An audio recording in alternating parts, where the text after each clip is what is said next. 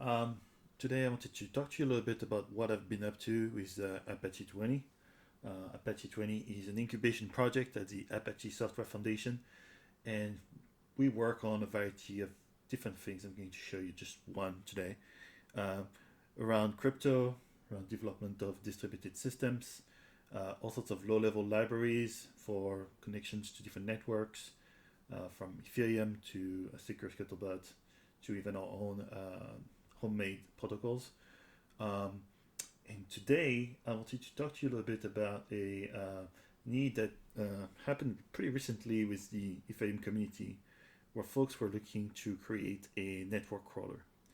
So, in this little discussion, I would want to show you how we made it happen in just 1 week of development, how we put it together, how it happened with the different libraries that we have, how much work it is if you wanted to do your own, if you have different needs, how you would be able to use those components in different ways, how it is available to the community, how you can play with it, how you can help with patches, with changing it, with making it your own, um, and a little bit how it's running right now and how you can test it.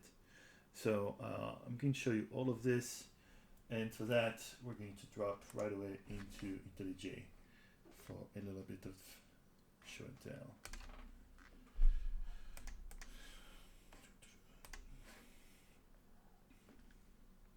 So here in IntelliJ we have the Apache Tuweni project open. It's a fairly large project, and it's currently running. It's a little bit of a build, I guess. There we go.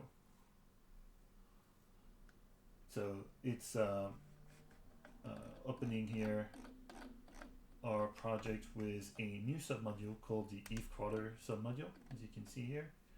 Um, the Eve Crawler submodule is an application. So if you go to build.gradle, you'll see that we have the application module here, and that it's mapping to a main class, and then it's mapping to an application named crawler. What that means, very simply, is that if you were to package 20 in the bin directory at the output, there's a crawler script, and you can call that. It will call the application for you. It will do all the hand wiring around getting the JVM to work for you. You don't need to know anything about what's happening except for the arguments to the application itself. So that's pretty sweet, and this is what it looks like inside, right? So you have your main method. The only argument we take is the first argument, which would be a config file path. And if none is provided, then we're going to take whatever is called config.toml in your current path, right? So that's the only argument we take for that. We're going to wire some security providers for all sorts of, KCheck hashing, things like that we're going to need. We're opening up Vertex, which is going to give us all the threading for the network, all the capacities to create networking, TCP servers, things like that. And now we're loading the config file. So we can take a look here, because this is using the config library from Apache Tuweni. So the config library is dictating that we're going to have a schema builder here that creates a schema for our little application that says in that TOML file, we would expect to have all sorts of those options here, right? Discovery port, network interface, RPX port, RPX network interface, boot nodes, JDBC URL, network, Genesis file, REST port, REST network interface. I'm going to explain what those do in a second. The good thing here also is that you can see we define defaults for each of those values. So really, you will only need to define some of those. You can probably default down to some of those values by default to be safe. We'll come back to that in a sec. If I go back to my app, the first thing we would do is that we would actually run validation. So if there's anything that's not working from your configuration point of view, we'd get an error message right away, and then we exit with an error code of 1. Pretty clear. Now, we're going to run this application, so the first thing we do here is move to another method so we can test that without loading the whole Java world here. And we're going to load up our database connection.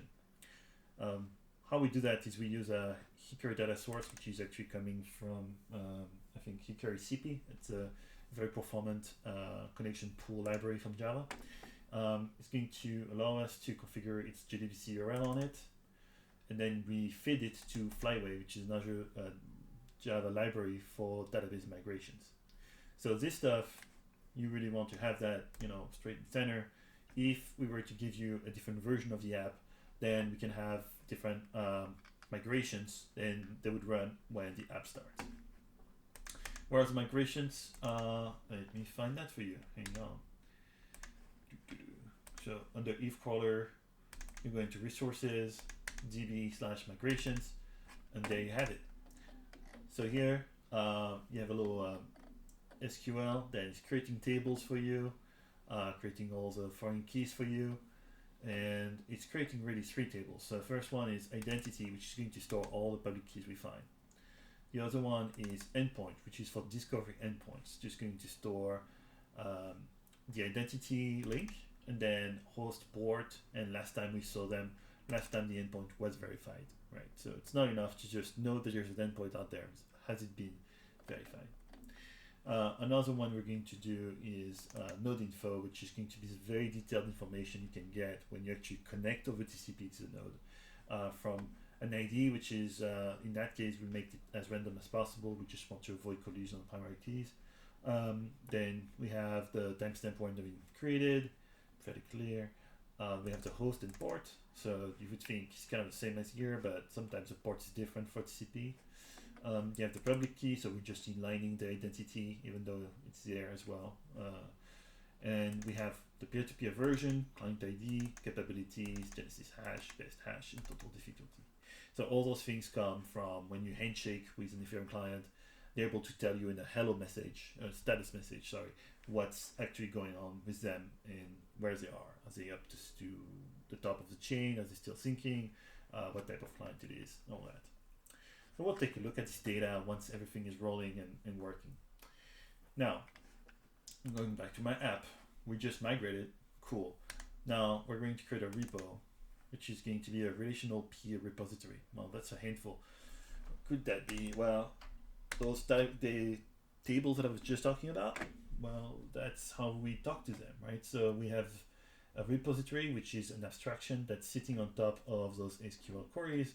It's going to hide a little bit the nitty-gritty of what it feels like to insert and read from a database. Quite simple, really, as much as possible. So, it's pure Java, old school JDBC. I'm not trying to do name statements or, people would say I can definitely do better than that, but it works and it's fast. It's also using a little bit of that Kotlin eye candy, where it's using this use statement, which is the equivalent of a try with close expression in Java. So this is really neat. Works the first time. You get all this going. Now you have a repository that allows you to interface with database, and now you can store all this stuff. We haven't even started the logic of the app, right? All we have so far is we have an application that's starting, it's loading a database, it's migrated all to the latest version of itself, and now it's opening up an access to the database so you can read the peers. We're going to now get into the specialty of what this application does and how it's doing it. The first thing it's going to do is run a scraper. A scraper is a little utility that runs on top of a discovery service, and you can see it here. We have a discovery service, and what it does when you start the scraper, it's going to plug into the service and say, anytime you find a new peer, let me know, and please keep going and keep searching for more peers, right? So create this service, wait for it to be done, and forever, or until you tell me to stop, please run a discover method, which is going to go over my existing nodes and ask hard questions about where they are, right? So we're going to go here, say, look up each of those nodes and pick 1 out of 10 so we don't submerge the service with questions, but keep going until we're done and we're told to stop. The lookup here is actually a method inside the discovery service that gives us information about a node by connecting to it, but also connecting to any of the nodes in the same bucket in the discovery world. So this allows us to have a a partition of the peers that we discover over time. Discovery in Ethereum is done through UDP using Dev P2P discovery, and this is what this discovery service is. And this is all part of Apache Tuweni as well. Now we go back here and we have the scraper running, right? So it's getting all the boot nodes from my configuration.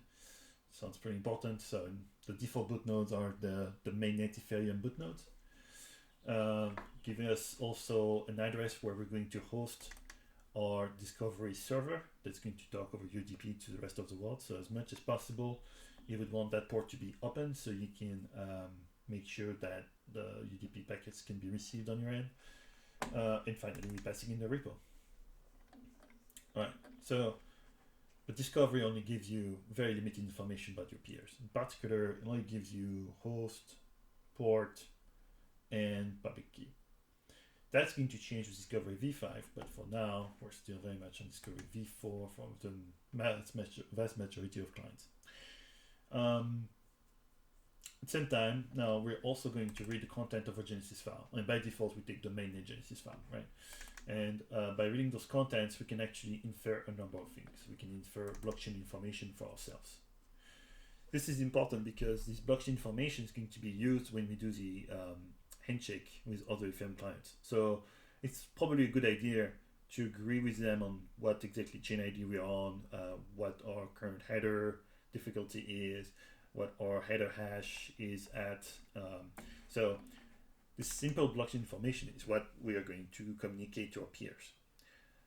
What's a little funny here is, of course, we have no blocks, right? We are not an actual Ethereum client. So our best block is going to be our Genesis block, right? Our best total difficulty is going to be the difficulty of the Genesis block. And I want to remember what this does. Let's open this up. Oh, our best number is 42, which is kind of cute. So yeah, we could put anything here. Probably should put 1 for the Genesis, but we can put something else. It doesn't matter, and I explain why. So the other thing we're doing here is we're creating an if hello protocol. So this is a bastardization of the if subprotocol where we're only going to do just one thing: exchange the status protocol, the status message to get the data that we need. So we just say hello and then we leave. The next step, of course, now is to create a server and a client that is going to allow us to connect to all those clients so we can perform all those status checks. So we have here a listener that's going to say every time there's a new peer being created, pass it on to that repository and make sure that we try to connect to it. If there's no TCP port, use the default port for Dev P2P. So we started to see this coming together where you have on one end discovery, UDP based, just connecting to a maximum of nodes, going into circles, finding more, and then once you have peers coming into the repository, even though they're not complete, then we're going to connect to them and get more information. Finally, we have a REST service that we're going to use to expose the data that we collected to the rest of the world.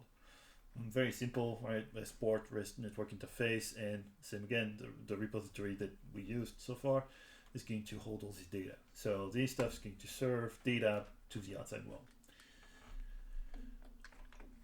This is a Javaic thing where we have a shutdown hook that's going to trap signals. So if you were to send Control-C to your Java instance, that will help us to know that we need to now stop everything. And we're using await here in the run blocking scope. So this is a coroutine scope in Kotlin. Now, we're going to start everything now, right? We have wired everything. Everything is ready to go. We have the different listeners talking to each other, and this is where it kind of gets interesting, right? So the first thing you do is restart the REST service because we want to be able to serve customers asking for whatever information we may have in the database. Then we launch. In launch in Kotlin and coroutines means that we're creating a separate thread that is going to run on its own.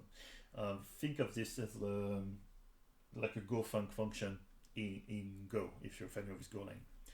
Now it says while refresh loop.get. Refresh loop here has been set to true all the way up, and it's an atomic boolean, right? So it's got this atomicity value where you can be sure that when you get it true, it's not been set false elsewhere. It's always synchronized between threads.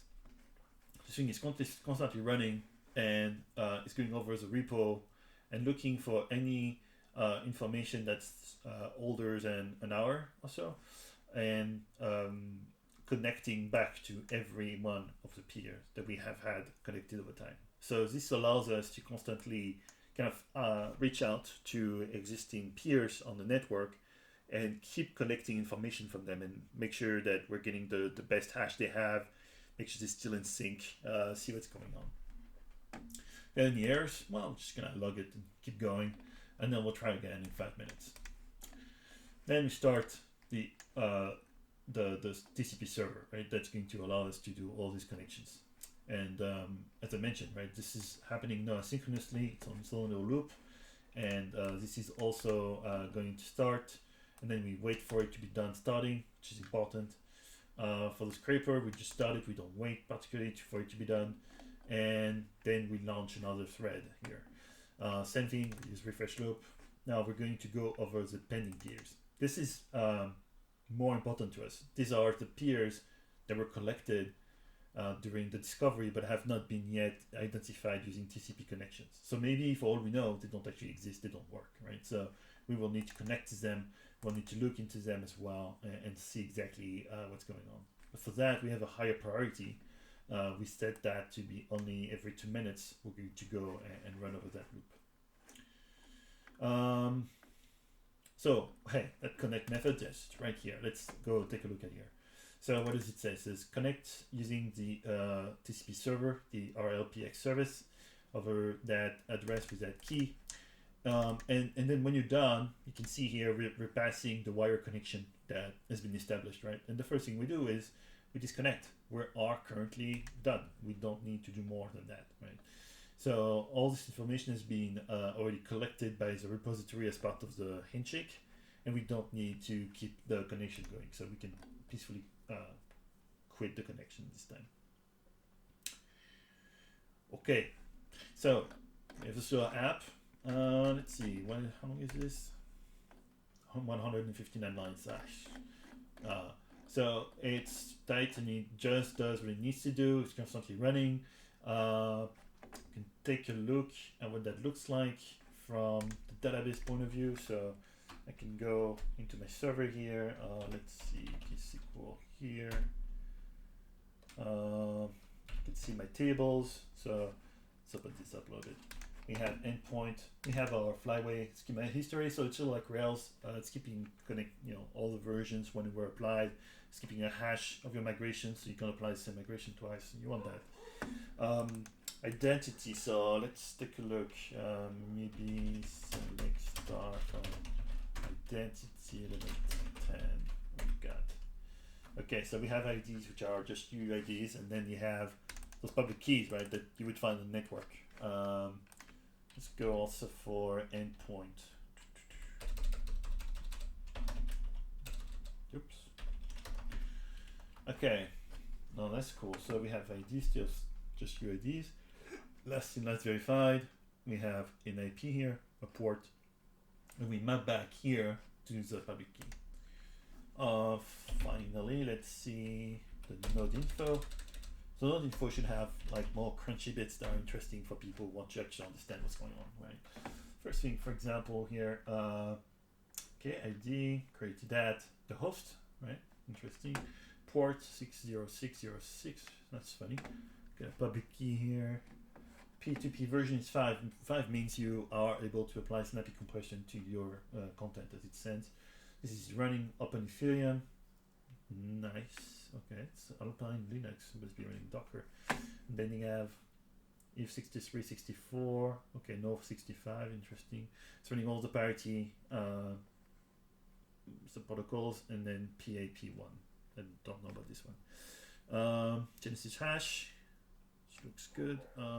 Then you have best hash and the total difficulties I know about, and the link to the identity record. So now you can do all sorts of fun things here, where you could see, who is the latest that you've discovered, what's going on with the data, You can tweak the parameters on how fast you want to get this data, how hard you want to go around this. Let's take a look. So this is currently running using a very simple setup. I just took the snapshot of Tuweni, right? Just built locally. I'm going to my bin folder, and I can see here that I have my crawler executable that's running, and you can see that the scraper also can be running on its own, right? So if you just want discovery, this is a completely different application you can run, just scrapes. If I do psaux grep crawler, just give you an idea, right? We have this whole Java process hiding behind this, and it's actually just running with a map to my config toml. So let's do that. What's in there? Okay, so it's going to my little thing here. Sounds good enough, right? This got REST port 1337, everything else is fine. And now if I do a less of my no-hop dot out, I can actually see all the interaction with all the peers. So stop that one. Then you can see from existing peers, you can get all the peers being seen here. Let's see if I can get to a big handshake event.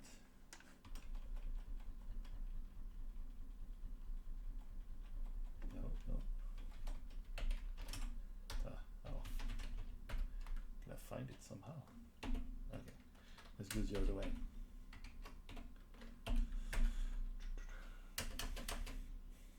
Okay, so this is start. We're starting the connection. Everything is up. JT is up. And now we're connecting to everybody. Now this is fun, right? You can see all those connections at once. This is you connecting to everybody out there, making all those connections. Sometimes they work, sometimes, well, there's actually no client there, so you're going to nowhere. When you initiate the handshake, you can actually start seeing error messages. Here we go, you have a hello message here. We've received peer hello message with all this information, right? So starting to be able to get a little bit more about who they are, where they're coming from, all that good stuff, right? You're not getting yet, with the hello message, you're not getting yet the best hash. So it takes a little longer for that to happen. And they can actually disconnect with you if you don't share the same Genesis hash as them.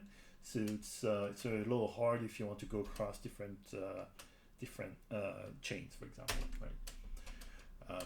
So yeah, it keeps going like this for a little while, and as you can imagine, it's taxing if you try to go fast. It can really make your CPU a little cringe, but it's definitely working really well.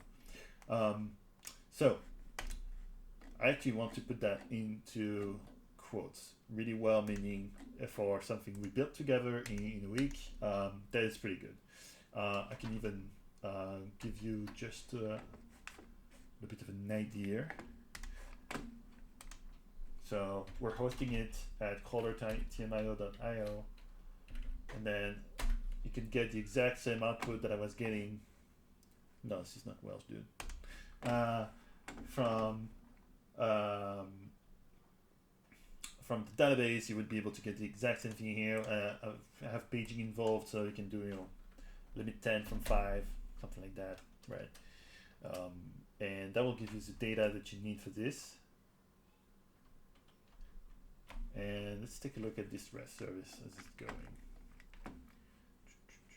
So under here, we have a REST service. Well, let's peel up a little bit, open the hood, see what's going on in there, right? So the peer service that I was just talking about is going to be able to take a from and limit parameters that I was just looking with you at. And those two parameters now are going to ask the peers with info from the repository and pass that result by writing it as a JSON string.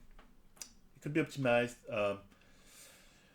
If you know anything about Java, you would tell me why you passing it as a string. You could just pass the object back and have a nice object mapper. Well, yes, we did this in 1 hour, right? So the mapper is defined here as a static object, it's defined once, and it's got a nice little module to take all the native objects from the JVM into JSON.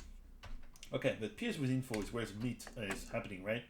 This is where you would want to spend time in SQL and do a nice little SQL query where you'd be passing all this information. So now you're able to execute the statement and you get all the data. Well, there is data coming in, map all the results to those variables and create an object called peer connection info details. That is just a data class in Kotlin. It's got all those fields already mapped out and ready to go. So adding additional peer services, adding more SQL queries, things like that, that's really easy. Exposing that is just a matter of having the right annotation on the peer service like this. So it's always possible to add additional value there or to use another type of output. Yeah, so that's about it for this app. What is it missing now? Well, very quickly, it's clearly missing a UI, and that would be key has to add, right? And doesn't have to be an extremely detailed UI for now, but the if crawler module here would be able to, just like the if client UI app has a little bit of a UI under web app, we'd be able to do the same thing here. We have the ability to import any well-known JavaScript libraries, or even just drop in the compiled result of a React app or something like that we could then package into the application itself. So the beauty of this is if it's done right, if it's part of the if crawler project, then it becomes part of the distribution. Nobody needs to know where it's comprised, how it's been packaged with the stuff. It's just going to be part of your jar. So when you run it, it's fast, it's there, and you can try it right away. Where is all this? Well, this is one of my favorite tricks now. You can open on GitHub, right? So let's go. Here we go. So this is now in GitHub under the Incubator Tuweni project, and we would love to get more people involved. We have quite a few issues open right now, and looking to get more people who want to dip in into Ethereum and crypto to try it out and play with all this. So please, feedback welcome as much as possible. Feel free to send ideas, participate in here. We also have a community page where you can get involved. Very simple, just send a mail to users@tuweni.apache.org. If you want to ask questions about the code and you want to develop stuff, that's right here. And also, subscribe. We have a few archives here, and we have all those issues you can help us on. So definitely feel free to come in and participate. We have some good docs now, I gotta say. Spent quite a bit of time on that. So if you have any feedback on those, if you'd like to start somewhere, I feel like this would be a good place to be. We would welcome any feedback on that as well. Thank you, and see you soon.